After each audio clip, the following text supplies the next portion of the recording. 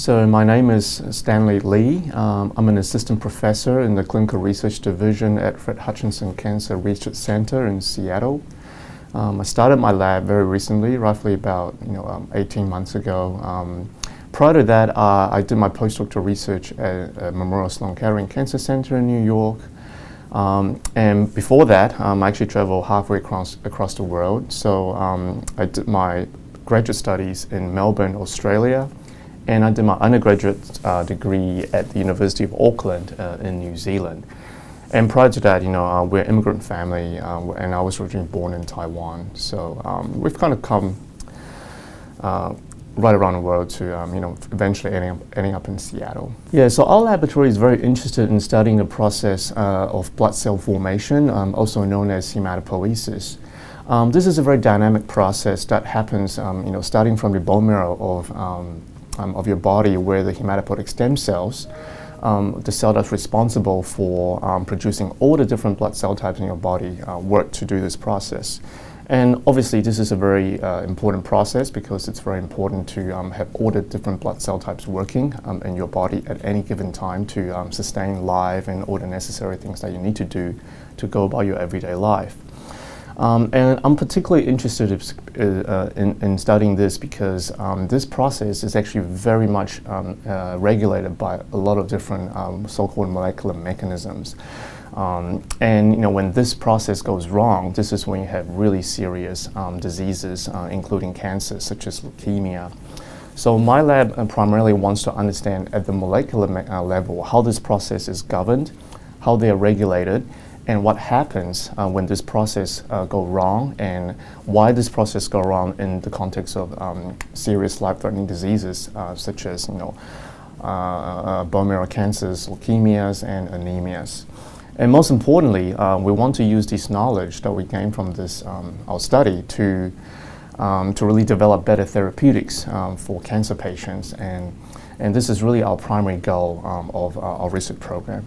So I got really interested in science, I think starting from a very young age. When I was a kid, I remember reading from storybooks, to kids around the house, on astronomy, the star, and Copernicus and Newton, and later on I came across a story about Edward Jenner, who had studied the cowmaid. To learn about how having been exposed to the cowpox might have made her more immune to smallpox.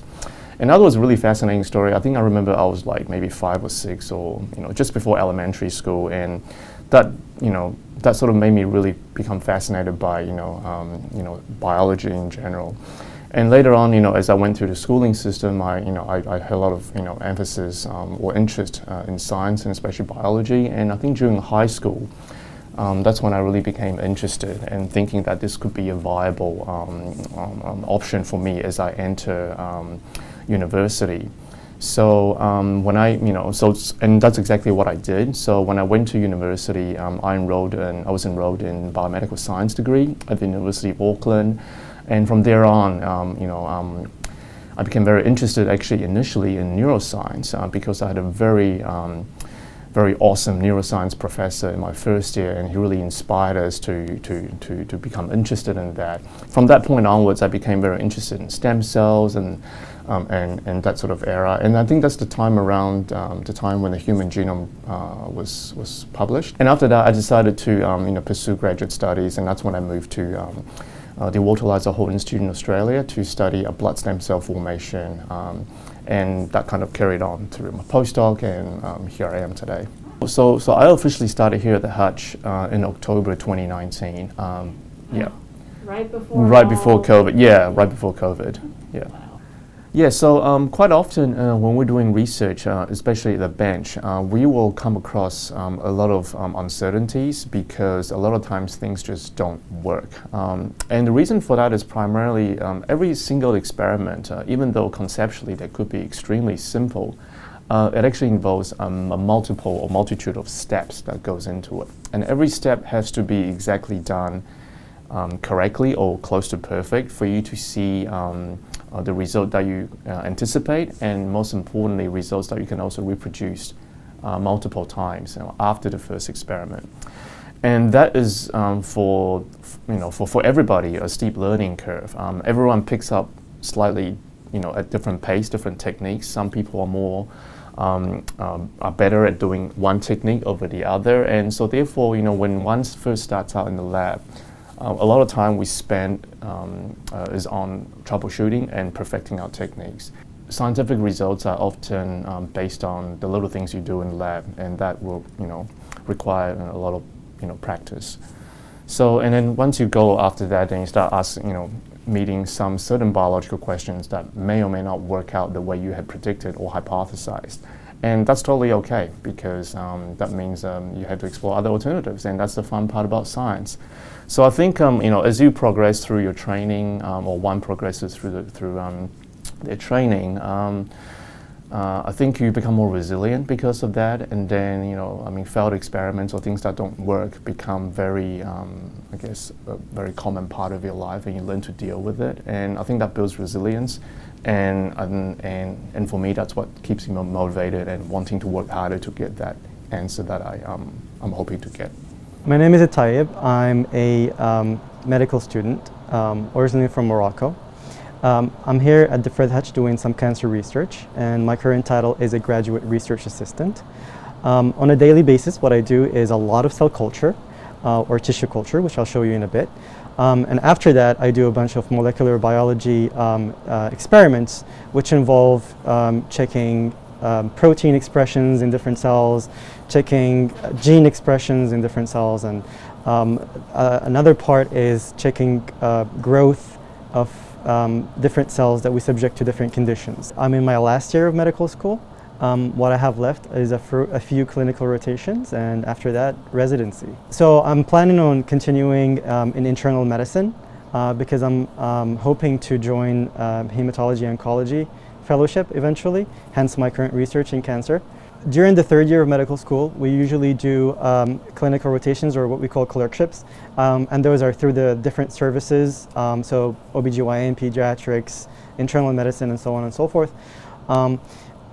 I opted to go for this research elective, which is basically an extra year added to your medical school.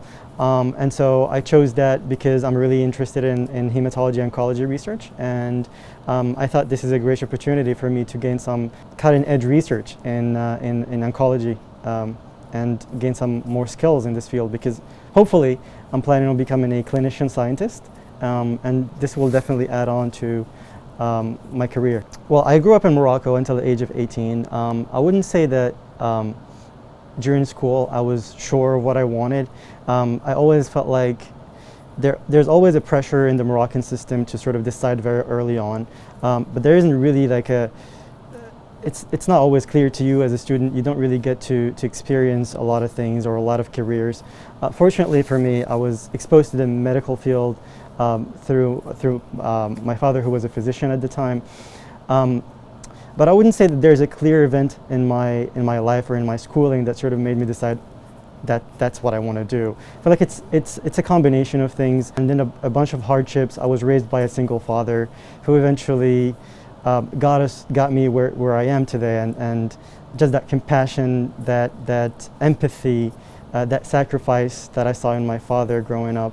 And eventually I realized that patients are just people that you really have to care about, not only physically and also emotionally. I got to experience that as a rotating student in my clinical rotations. And just that human connection to me is really important. And that sort of constellation of things made me decide that this field or this profession is really what I want to continue doing for my life. I'm a musician. I've been playing piano for about 11 years now. I started in Morocco. I studied music for about 6 years. And then once I started undergrad, I had to sort of stop on going to classes for music and so on. And so science took over at that point. So I'm classically trained.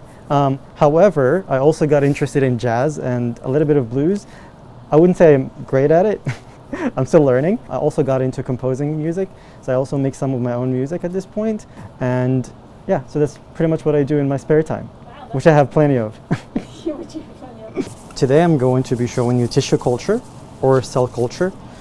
So broadly speaking, when scientists are doing experiments, they need model systems. These model systems are basically what allow us to do different experiments and sort of observe what's happening to these model organisms, allow us to uncover what certain proteins or certain genes are doing to the organism or to the system as a whole. So today I'm going to be showing you some leukemia cells that I've been culturing. What I did to these leukemia cells, I've introduced a gene in them, and what I'm trying to see is how does this gene affect their growth. Now, when you introduce a gene inside a cell, not all of the cells that are around will have taken that gene. It's just an imperfection in the experiment. However, we have this really cool trick that allows us to differentiate the cells that have taken this gene in as opposed to the ones that haven't. And this trick is basically making the cells that have taken this gene in look green. So tagging them with a green color, as opposed to the other ones which will not have that green color tagged to them. So first of all, I'm going to show you the cells. So this is our incubator where we keep our cells. So we keep them happy.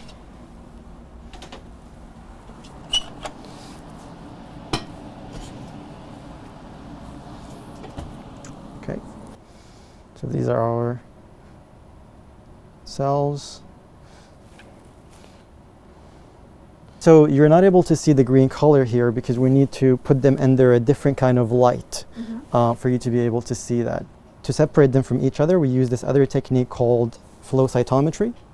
And it's a technique that basically uses lasers that they shine at the cells, and the cells based on the laser, they're able to detect the green color, and it's able to separate the green ones from the non-green ones, and that way we're able to collect them in different tubes. So basically a purification technique. Okay, so what I'm going to do is basically prepare these cells for the flow cytometry or the purification. In our bone marrow, there are these stem cells that are responsible for giving rise to different cells in our blood. So the red blood cells, the white blood cells, and the platelets. We are trying to see, because this mutation is very frequently found in leukemias, we're trying to see if this mutation is causing the cells to remain stuck in an early form or in an immature form. After separating the cells that do have the gene of interest from the cells that don't, we will start from an equal number of cells and do a growth curve. And what that means is tracking the growth of these cells over time and seeing whether their growth is repressed or promoted. Are they growing faster or are they growing slower, as opposed to the control, which are the cells that do not have the gene that we're interested in. So the second experiment that we're interested in is a differentiation assay. Basically what this assay entails is checking if having this gene of interest is causing these cells to remain stuck in an early stage or an immature stage. And what we do is basically have these cells, after they have been purified, put them in a similar plate like this one. This is a 6-well plate, and add a cytokine, erythropoietin. The cytokine drives the cells into making, or the stem cells into making erythrocytes, which are the red blood cells. And so what we're interested in seeing, once we have this gene inside the cells and we add erythropoietin, are these cells able to become erythrocytes or progenitors to those erythrocytes, or are they stuck in an early form or an immature form and therefore not able to become mature red blood cells eventually? The way we do that is by checking for different markers at the surface of the cells that allow us to differentiate between mature red blood cells from immature red blood cells. What I mean by marker is a protein found on the surface of the cells, and by using an antibody that has a specific color tagged to it, the antibody will bind to the protein at the surface or on the surface of the cell, and flow cytometry allows us to detect that color and say, okay, this cell has this color, therefore this cell has that surface or that protein on its surface, or that surface marker, and therefore it's a red blood cell, an immature red blood cell. And basically combining that with the other experiment, which deals with the cell's ability to grow, whether fast or slow, we can basically develop a phenotype and basically say that, well, this gene is causing the cells to grow faster, but it's also causing the cells to not differentiate or remain stuck in an immature form. And so you may end up with cells that are growing very fast but are immature. And that's basically the idea behind leukemia. And I think this is something that I struggled with in high school. The fact that you're very uncertain about where you want to go, what profession, what career, and yet you feel like you're under pressure because you have to decide now. Point is, it's okay to be uncertain, because that sort of, and if you accept it, that way you're able to sort of look at what your options are. What your options are, explore. So explore different fields, and that's okay. If you end up in a field that you don't enjoy as much, you can always turn back and go to a different field. And I feel like in high school, that's really something that you should come to terms with and be okay with the uncertainty. There's always those sort of inflection points where you are sort of deciding, should I go there, should I go there, should I go there? I'm not sure, I don't know. But I think it's always very important to be uncertain.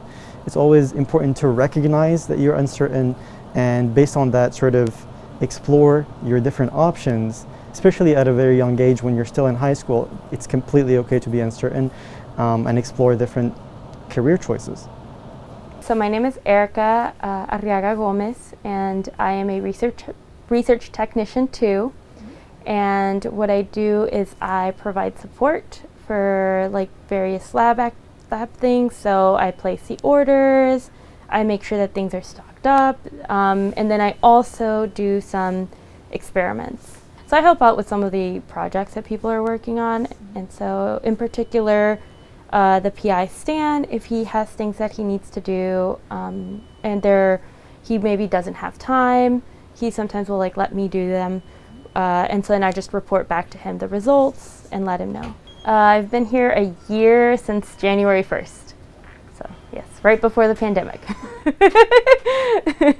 So I went to a small liberal arts school in Minnesota, and then I worked there as a research technician for a year. And then after that, I came to Fred Hutch. How did you go from Minnesota to Seattle? Because Seattle's it has way better weather, so that's how. Better weather? Oh yeah, definitely. Yeah, so I was actually really interested in coming to work at the Hutch just because of the mission statement, and then also based on a lot of the employee reviews I had read, it seemed like a lot of the employees really enjoyed the work environment. They said that it was very cohesive, very cooperative, and just people who were very enthusiastic about science. So that seemed great to me. In high school, I went to a science and math school, and so just as a kid, I always was very curious about like why do things happen. And my dad in particular was very encouraging about me asking questions like that. And so then growing up, I just really liked science and math. And so then when I was in high school, I was in an environment where that was encouraged. And one of the things that I did was in high school, I volunteered to help out at a cancer center in Oklahoma. And that was when I think I really got to see kind of like the impact of cancer and how it really does affect people's lives. Like it doesn't just impact the person who has cancer, it also impacts their family around them. And so just during that time, I got to see how much people, like, they really needed support, and how it really was like it took like almost an entire village to help people through that time. In college, I had the opportunity to do a summer research program after my first year of college, and that really got me interested in questions about how do cells communicate, what are things that make, like, why do cells do the things they do? And so that, just going back to what I had seen in high school, it really motivated me to kind of just think of like, how can we make people's lives better by answering some of these questions, right? And so how can treatments get better? How can they be more efficient and less grueling and taxing on people, so that they can have a better quality of life? And so, yeah, so it was just scientific curiosity, and then also seeing, I guess, the impact of some of the scientific research. So for me, I do want to go to graduate school and do like immunology. And so right now I'm just working as a research technician, so I can gain more experience and just continue working in the scientific field. One thing I think I learned in college is that there's not a direct path, right? There's not one path to getting to your goals, and I think that just right now, I really like the idea of like learning new ththings. I'm trying to learn how to play the guitar. Emphasis on the trying part. It's going. I think it's just something that I always wanted to learn, and I think with the pandemic, like, again, it's not something that I'm doing. I don't have the consistency, I think, yet, but I just want to like encourage myself to learn something outside of the lab. I think for me personally, again, being a perfectionist and being a little type A, I guess, I kind of like expect things to go a certain way, and sometimes I'll be like set and like, this is how things are, and like I think just learning to cope with that, with just like, sometimes things don't work out, or sometimes, you know, life is messy and it's not, things don't, you know, there's not a one path to from like point A to point B. And I think really understanding that and embracing that, you know, like I look back at like when I was 18 and I was like, no, like, you know, I have to go to college and then I have to go to like grad school, you know, and like just kind of like being very like, I have to do this, and this. But then now I think I'm more flexible about things. I just kind of have realized that life is very messy and there are unforeseen circumstances, or like sometimes things, it's the timing isn't right for things, and I think it's always better to just, you know, if your goal is to go to professional school, to be a doctor or to be in grad school, not focus too much on like, I have to get there, more focus on like ensuring that you are, that, you know, like you pay attention to the journey of getting there, right? So like making sure that you are, you know, preparing yourself for it, or that you are giving yourself the time that you need to be in grad school or be in med school, like things like that. So I think, yes, just understanding that sometimes you have to take various different pit stops, and that's perfectly okay. I think, yes. You're really young, so yes. My name is Elizabeth Bonner. My official job title is Graduate Student Research Assistant. It's a glorified graduate student. And kind of what my day-to-day looks like, it really actually widely varies depending on which day. So I take classes, so I may be in class. There's portions of my day, of my year where I've had to TA, so I'm teaching class. There are days where I just stay home and read articles. Yesterday I spent the day making slides for final presentations and lab meeting. And then my favorite days are the days that I get to sit here at the bench and do science and hopefully make interesting discoveries that change the way that we approach disease. My official affiliation is University of Washington School of Medicine MCB program, And then within the MCB program, we actually have access to, I think, 3 or 4 different research institutes. So that's how I wound up here at Fred Hutchinson Cancer Research Center. So this is my 2nd year of graduate school. We're in the quarter system, so I'm entering my last quarter. And then next year, upon the start of my 3rd year, I'll be taking my general exam, and I will officially move to the title of PhD candidate. So that's very exciting. So for your 1st year of graduate school, you do what's called rotations, and the length of those rotations varies depending on your institution, but here they're 10 weeks long. And you rotate through 3 different labs to see, do you like the science? Do you like the people? Is the mentorship style of your ultimate thesis mentor kind of align with you? And then after those 3 rotations, you then join the lab, and that will be where you do the entirety of your thesis work. So I started my undergraduate at Community College of Denver. It was a small little community college, and I got all of my prereqs out of the way there. So they had guaranteed transfer courses. It was way cheaper to start off at a small community college. And then I transferred to University of Denver, which is a small private institution. So I finished off my degree there with a degree in a BS in molecular biology and a concentration in neuroscience, and then I double minored in mathematics and chemistry. So I'm a non-traditional student. I actually didn't complete my high school education in high school, and I wound up just bartending and waitressing for many, many, many years.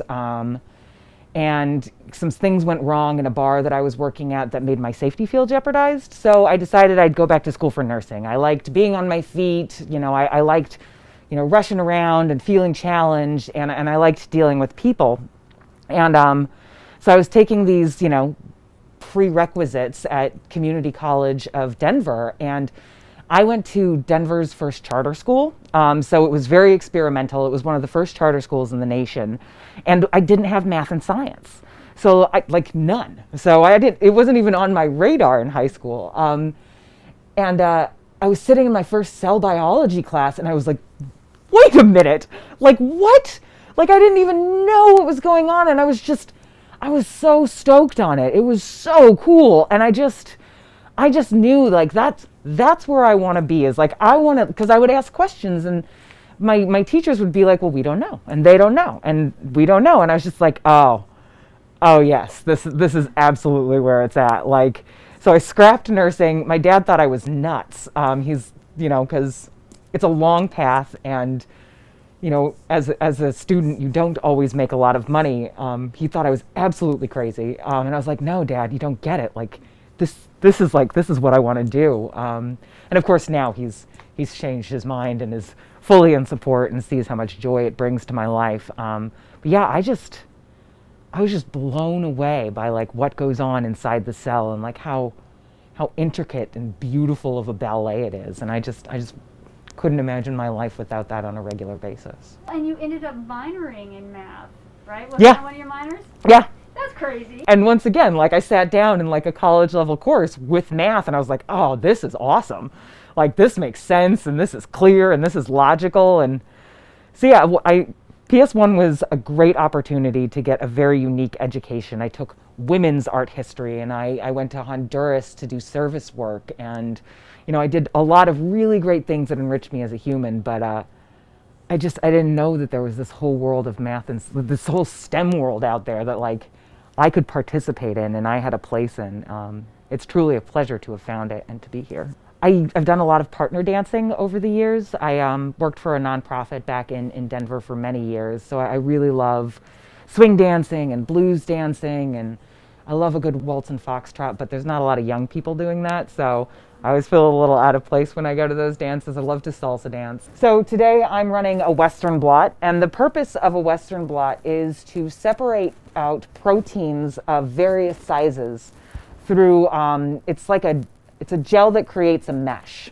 And so the mesh that we're using, if you imagine this mesh kind of at the top being like a chain link fence, and as you get down towards the bottom of the gel, the mesh is like the mesh of a screen door. So as proteins move through this gel, depending on their size, they'll get stuck at different lengths. And the reason why we do this is so that we can then go through with antibodies, which are small protein molecules which can bind to these proteins, and then we can detect those with this what's called chemiluminescence, which is a chemical light-up signature that are different specific proteins. And this allows us to measure protein expression. So I've done my protein extraction, and basically what's happened is I've taken cells, tissue cultured cells, and I've put them in this buffer called Ripa buffer, which is, it's basically like a soapy buffer with some protein inhibitors in it. And what the soap does is it attacks the cell wall and causes that to kind of open up and spill the cellular guts. So we then quantify this using a colorimetric Bca assay, and I've actually saved my plate. So what we've done is I have samples of known protein concentration. So this creates kind of like a graph that will show, like, if this is this color, then that corresponds with this color, or if this color lies in between these two colors, and that'll give us an amount. So these are all my samples, and we read this with something that measures the amount of color in there. So that tells me how much of each cell lysate that I need to use for each extracted protein. So I've got my protein extracts. These have not been diluted to the appropriate concentration. I have my Ripa buffer, and then I'm not showing it, but I've gone through and I've done all of the calculations to add. So if I add this much extract and this much buffer, I want 10 nanograms to go into each well in 20 microliters. So that's kind of what's going on here. So I'm going to show you some dilutions of these samples.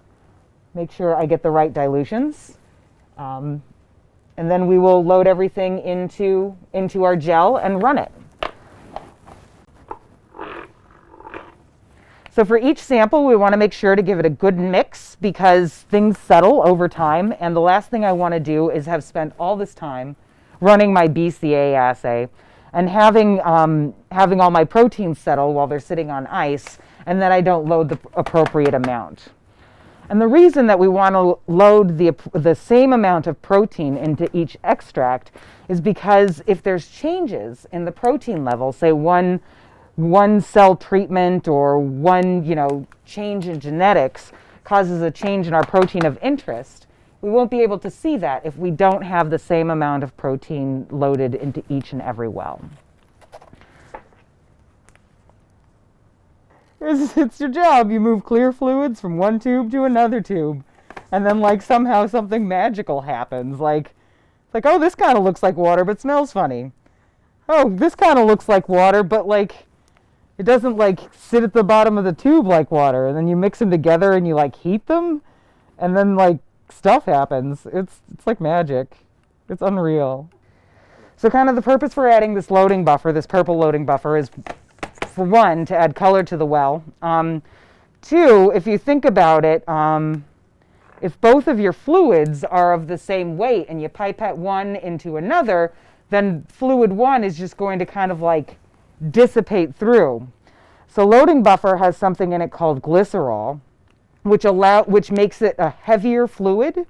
So inside the buffer that's within the Western Blot gel tank, this SDS glycine buffer, which is basically like a soapy buffer with some extra salts, it'll allow it to sink to the bottom of the well.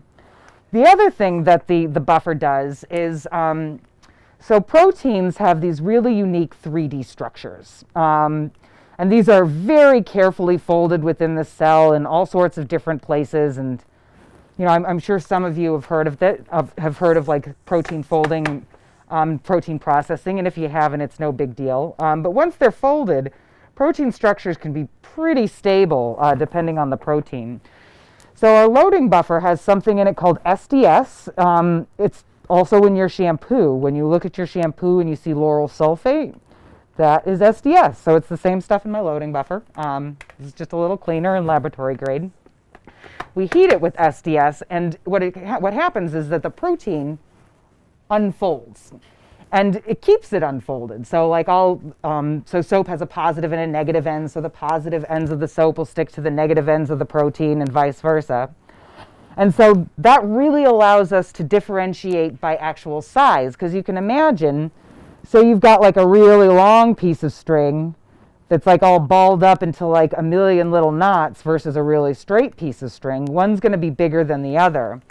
And when you're trying to pass it through that fence, say like the string has been starched or something, it's starched straight, that one that's all balled up with little knots is going to fall straight through, whereas the straight one isn't going to be able to go through as easily. And that can really obscure the differences in size. So it's called denaturing.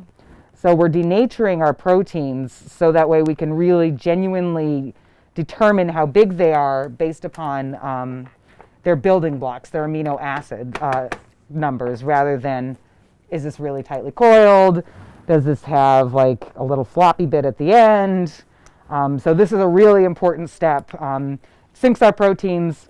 It lets me see what I'm doing, which I think is probably the most important step, and it straightens everything out such that we can see it when it runs. We know that we're separating things out appropriately.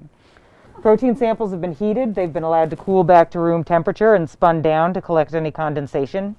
We then are going to load colored labeled proteins of known size, and this will act as a ladder. So we'll be able to see this ladder as it migrates through the gel. And ultimately what we do is once this gel is done running, we take this gel and we use electricity to transfer all of the proteins from inside the gel onto what's essentially a fancy sheet of paper. And then that paper is then what we'll use our antibodies on, and we'll use our reporter that lights up. So for these, we just want to take it, and when you pipette, you always pipette two-handed. We just kind of stick that down into the well, and then we slowly pipette into the well. And you can see where that just kind of sits down at the bottom of the well. And then when we load this, slowly insert, and then we're going to very slowly pipette.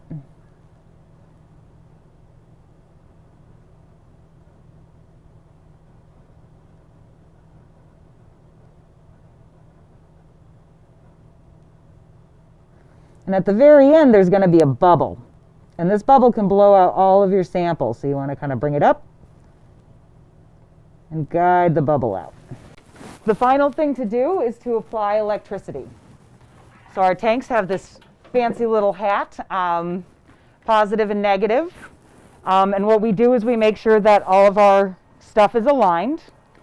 So this moves back, black to black, red to red, if any of you ever have to jump a card. These are good things to know now. So we apply the hat, and then we have these power packs. And these supply our voltage. So I run all of my Westerns at 90, and that's because it creates real crisp bands. It takes a little longer, but I always feel like low and slow is the way to go. So we plug it in, again, black to black, red to red. We hit run, and we always stop and watch for a few minutes because sometimes things throw errors, and the worst thing to do is to walk away and assume that something that's going to take 3 hours to run is running, and you come back an hour later and it hasn't run. So this will be good to go in 3 hours, and unfortunately we don't have the time to show you the rest of the protocol, but hopefully it will be great. So people used to tell me in high school that they were the best years of my life, and for me they absolutely weren't. And if I could impart one thing to young people in high school, it's that high school is not the end-all be-all, and that life spans far and wide beyond your experiences in high school. And regardless of what is occurring now, like, there will be other things to come. And it's, even if those other great things aren't immediately following, there's always an opportunity to get on the path. You know, as somebody who left high school and just kind of floundered for so many years, like, there's always that opportunity, and don't let what's going on for you now in high school be what defines your future, because it's endless. And when you're in high school, you're so young, like, you have so much time to learn and grow and experience and play and make mistakes, and just not to get bogged down in high school, because there's life beyond. If I can make it, other people can make it. No one would have predicted I would be sitting here right now. So yeah, if I can do it, anyone can do it. STEM is absolutely just for everyone.